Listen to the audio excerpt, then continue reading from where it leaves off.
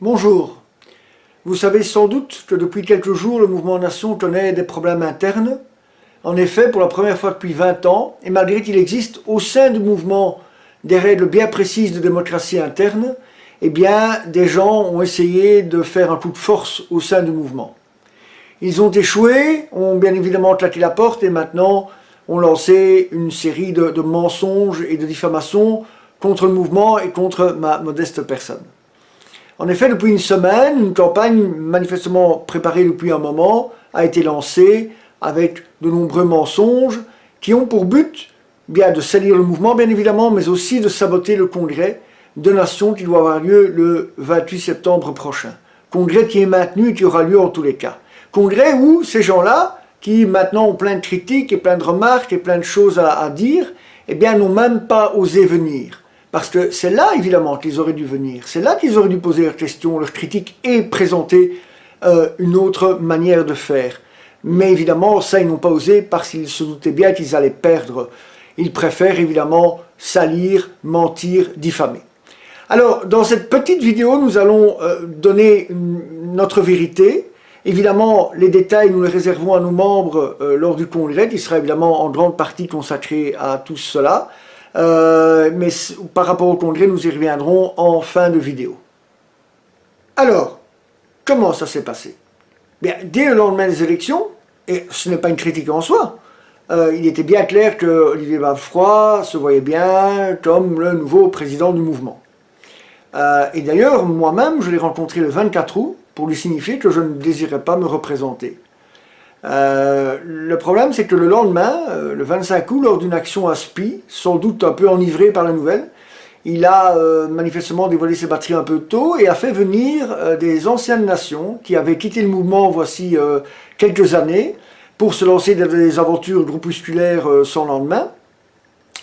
Des gens qui avaient longtemps critiqué méchamment le mouvement, mais surtout au sein de ces gens-là, des cadres, entre guillemets, responsables ou plutôt irresponsables qui étaient présents lors de cette bien lamentable affaire dite du SDF de la place de Luxembourg.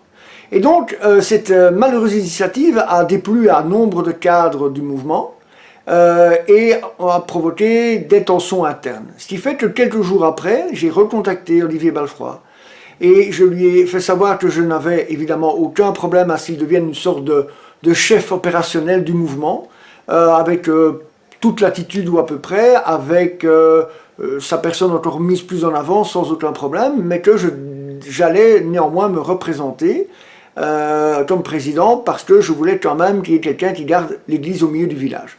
Sur le moment, ça lui a convenu, on a eu des échanges de notes de travail, j'ai un mail du 9 septembre où l'intéressé me dit qu'il n'y a aucun problème et qu'il est prêt à travailler dans ce sens-là.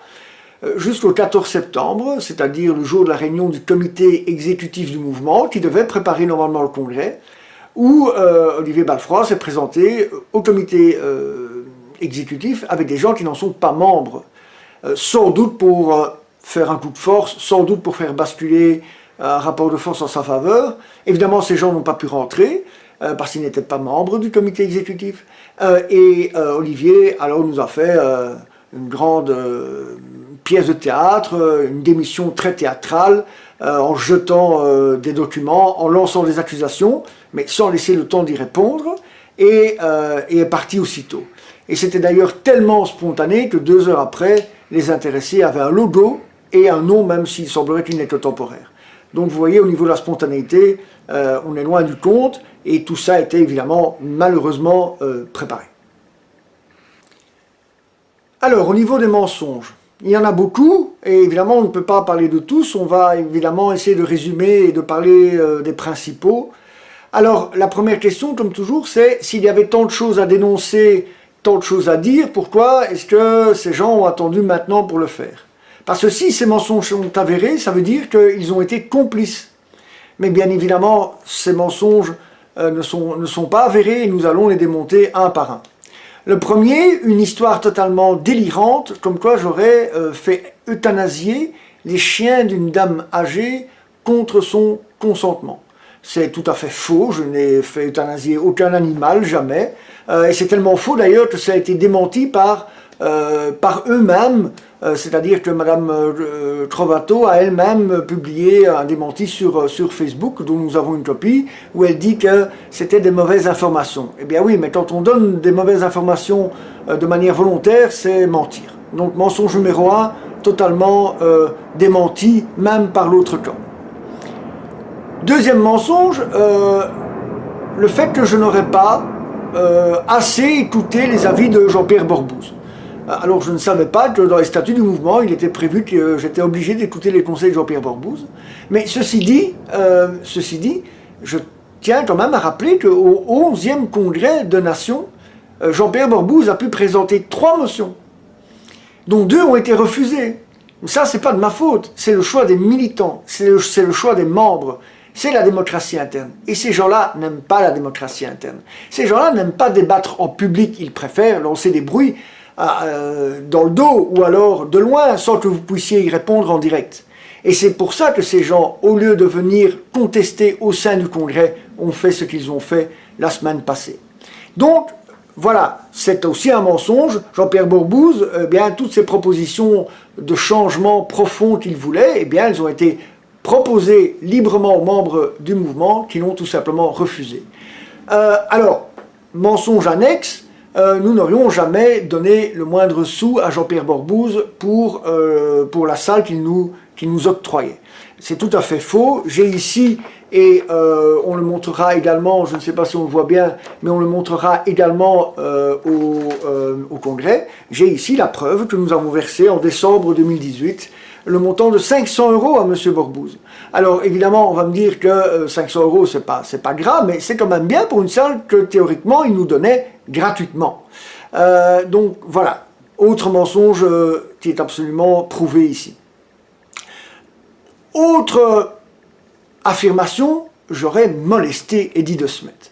Alors, je tiens quand même à rappeler, et il y a des témoins, que le problème, c'est que c'est pas parce qu'on perd une bagarre qu'on n'a pas forcément commencé. Et c'est ça le problème, c'est que c'est Eddy de Smet qui m'a agressé.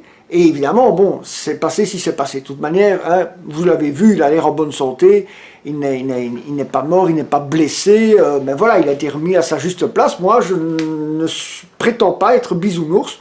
Moi, si on m'agresse, ben, je me défends. Voilà. Je ne savais pas d'ailleurs que c'était le but de ces gens-là de lancer une organisation nationaliste ou identitaire bisounours.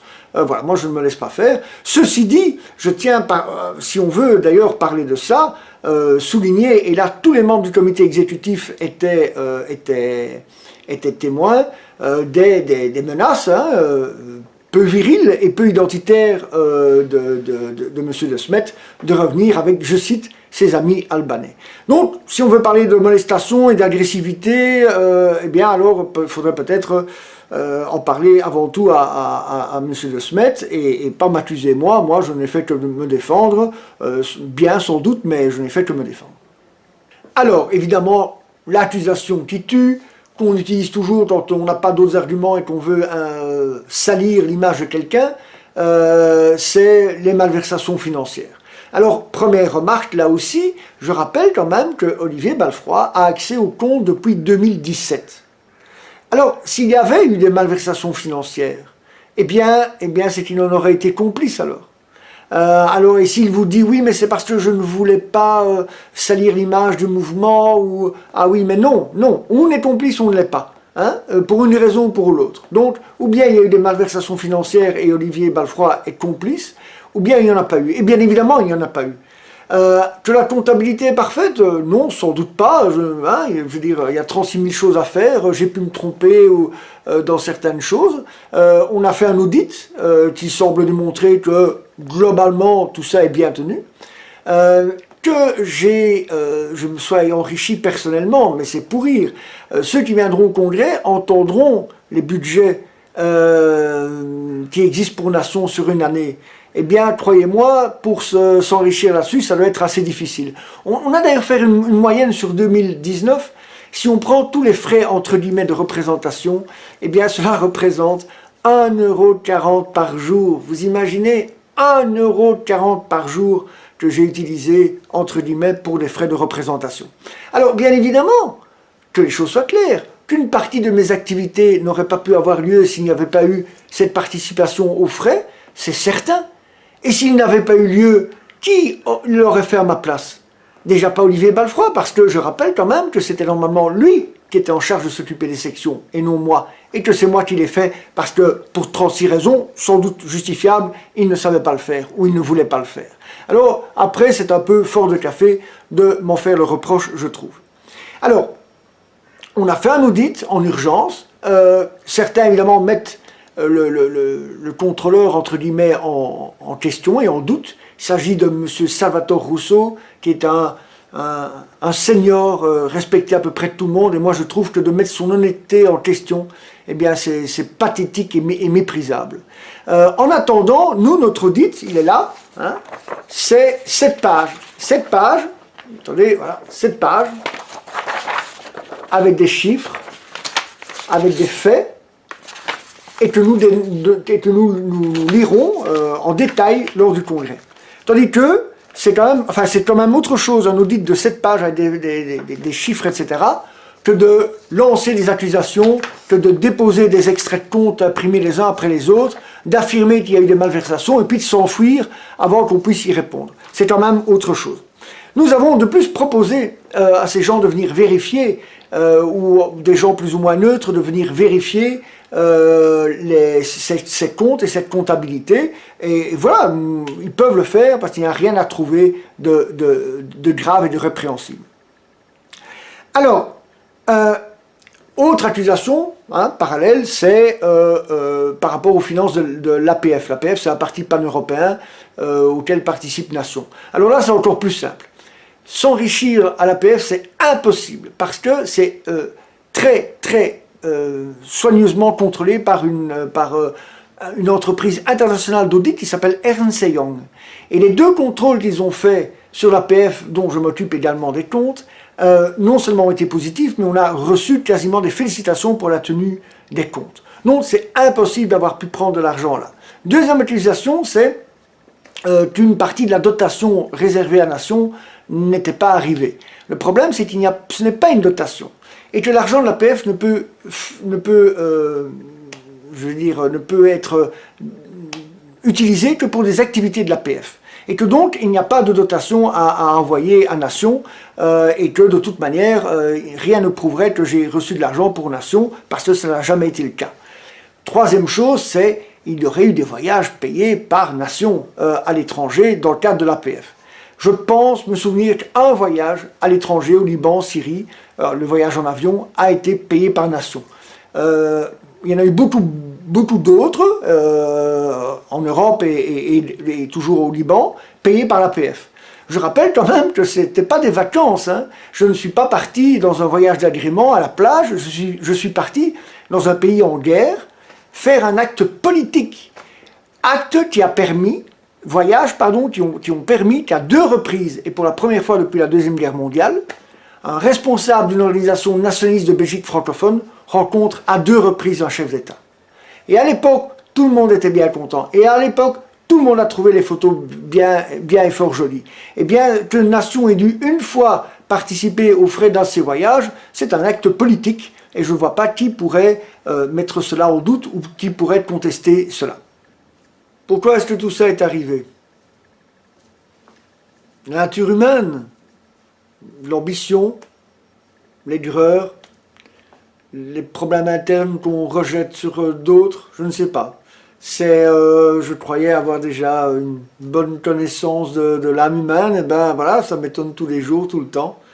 Il est certain que moi, j'ai été élu président pour prendre des décisions. Et parfois, j'ai pris des décisions qui n'ont peut-être pas plu à tout le monde. J'ai écarté du mouvement des gens qui étaient incontrôlables, à qui on avait donné de nombreuses chances. Il y en a d'autres à qui j'ai enlevé des fonctions parce qu'ils étaient incompétents. Il y en a d'autres qui, au bout de la 2e, 3e médiation, on a arrêté de négocier et on a pris une décision qui ne leur a pas plu. Et sans doute des gens ont mis ont mis tout ça à profit pour aller trouver toutes ces personnes et leur dire oui, avec moi ce ne serait pas comme ça, etc. etc. Voilà, c'est humain, c'est terriblement humain. Moi j'ai pris des décisions, bonnes ou mauvaises, mais moi c'était des décisions. Et moi aussi je reconnais peut-être, quand j'ai quelque chose à dire à quelqu'un, globalement je lui dis assez vite. Ça évidemment certains ne doivent pas comprendre, puisque manifestement ils aiment bien vous faire des grands sourires avant d'essayer de vous poignarder quelques jours plus tard. Voilà, Nation est une institution humaine. C'est la première fois en 20 ans que nous vivons une telle crise. Eh bien voilà, comme toute institution humaine, ça peut arriver. C'est arrivé au Front National français en son temps, c'est arrivé au Vlaams Belang en son temps, ça arrive à Nation. Voilà, je ne doute pas que nous y survivrons et que nous resterons pour l'essentiel soudés et que nous vaincrons cette nouvelle épreuve. Alors, pour conclure, tout d'abord sur un plan personnel, eh bien, je pense que tout simplement, l'ensemble de ma vie politique militante est le meilleur démenti à toutes les allégations, à tous les mensonges, à toutes les diffamations dont je suis l'objet depuis quelques jours. Rumeurs et mensonges et ragots lancés par des gens qui, il n'y a encore pas très longtemps, prétendaient être des amis. Mais qui aujourd'hui, plutôt que de venir débattre dans un congrès, eh bien, sont en train d'aider nos ennemis par la diffusion de ces mensonges en public. Alors, le 28 septembre, le Congrès de Nation est bien évidemment maintenu et confirmé. Si vous êtes membre, vous avez déjà reçu ou vous recevrez incessamment une invitation avec les détails. Néanmoins, n'hésitez pas à contacter vos responsables locaux. Si vous n'êtes pas membre, eh bien, vu que la diffamation est devenue publique, nous allons un peu changer notre fusil d'épaule et nous allons autoriser les non-membres à participer au congrès. Pas à voter, bien évidemment, mais au moins à venir écouter. Seulement, pour participer au congrès, il faut s'inscrire par mail à secrétariat@nation.be. Alors le 28 septembre, venez à notre congrès, venez nous montrer que face à la méchanceté, face au complot, face aux mensonges, nous avons raison de tenir bon. À bientôt.